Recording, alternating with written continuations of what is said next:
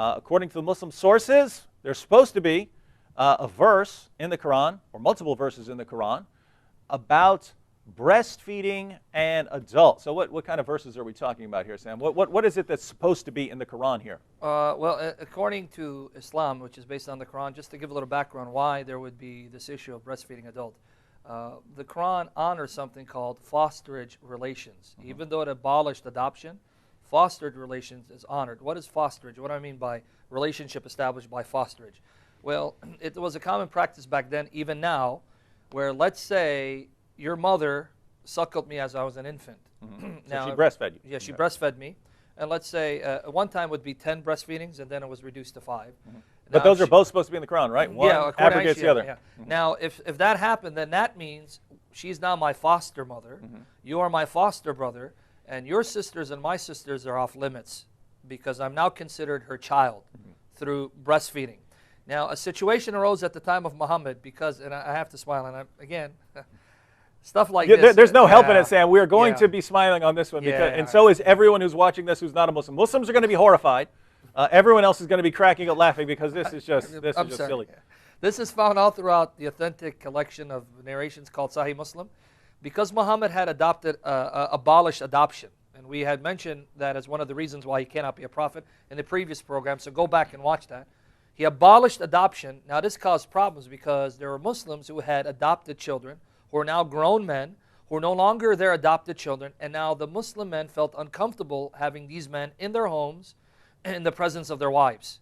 So now how do you solve this problem that Muhammad created by abolishing adoption? So you're worried about grown men being around grown women that they're not married to, and they're got to be close or in the same area as each other, so you're worried about them having lust for each other. How are you going to deal with this lust problem? Well, let me tell you how Muhammad dealt with it. Sahih Muslim, Book 8, number 3424. Sahih Muslim, Book 8, number 3424. Aisha reported that Sahla bin Suhair came to Allah's apostle and said, Messenger of Allah, I see on the face of Abu Hudhayfa, her husband, right, signs of disgust on entering of Salim. Salim was his adopted son, into our house, whereupon Allah's apostle said, suckle him. She said, how can I suckle him as he's a grown-up man? Allah's messenger smiled and said, I already know that he's a young man. Amr has made this addition in his narration that he participated in Battle Badr and the narration of Ibn Umar. Allah's messenger laughed. In other words, he goes, I know he's a grown man, but go ahead, suckle him. So breastfeed this grown man. Take this grown man, let him suckle your breast a number of times, then he becomes your foster son, and then your husband will have nothing to worry about. So this is supposedly based on a Quran verse, right? Yes. Where the point is to deal with potential lust between two adults, right? You've got a woman and a man. These two people are going to be around each other. Maybe they work around each other, but they're going to be spending time around each other. How do we keep them from having sex, illicit sex with each other? Well, we've got a solution here. Allah gives the solution in the Quran. She has to breastfeed this man 10 times. So she's going to take out her breast, take him in private, put his face and his mouth on her breast. She's got to do this 10 times, and after she breastfeeds this man 10 times, after she puts her breast in his mouth 10 times, then he'll feel like her son, and they won't have any sexual desire for each other.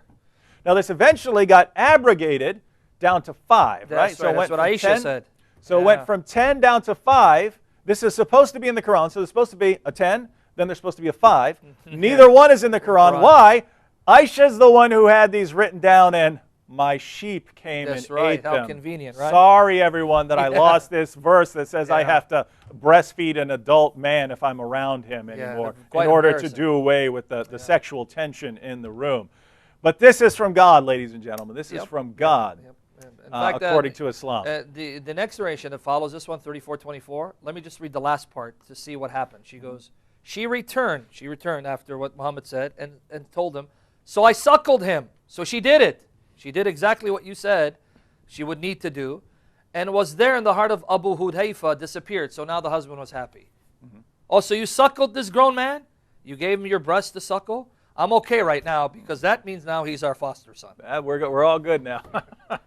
Wow, but you Muslims out there, Everyone else is laughing right now. You Muslims should be either crying or something. But I mean, think about this: if you take Islam seriously, you have to believe that that is God's solution for sexual tension, right? You know, we don't need the burqa in order to do away with that. If a woman's going to be working around a man, it doesn't matter how much she's covered up. If we're going to eliminate the sexual tension, she's got to take him in the back room and breastfeed him a bunch of times to end any of that sexual tension. That's what your God revealed.